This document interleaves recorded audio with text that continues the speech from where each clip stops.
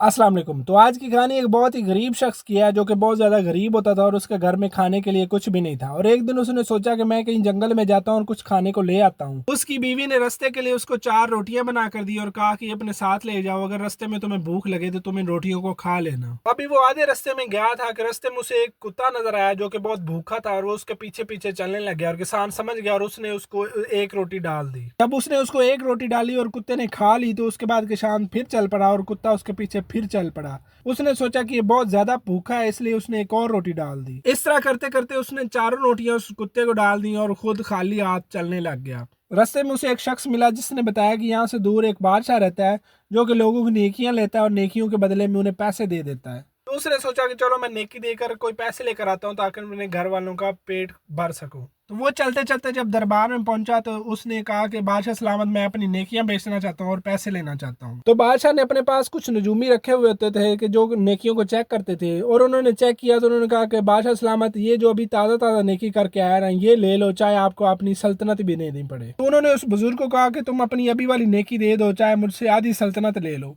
तो बुजुर्ग ने बहुत देर तक सोचा और उसने कहा कि मैं कौन सी अभी नेकी करके आया हूँ, मुझे तो कुछ याद ही नहीं है। तो उन नजूमियों ने बताया कि जो तुमने अभी कुत्ते को रोटी डाली है वो बहुत बड़ी नेकी है, इस वजह से तुम ये नेकी दे दो और चाहे जितने मर्जी पैसे ले लो। तो उस बुजुर्ग ने कहा कि नहीं, मैं ये वाली नेकी नहीं दूंगा, चाहे मैं भूखा मर जाऊं। और वो वहां से वापस चला गया और रास्ते में जा रहा था। तो रास्ते में जाते हुए उसने सोचा कि मेरे घर वाले देख रहे होंगे और वो भूखे भी होंगे, तो मैं क्या करूं। तो वो उसने एक पत्थर उठाया और अपने कपड़े में बांध लिया कि मैं ये जाकर अपने बच्चों के सामने फेंक दूंगा और खुद कमरे में लेट जाऊंगा ताकि वो इसको देखते रह जाएं।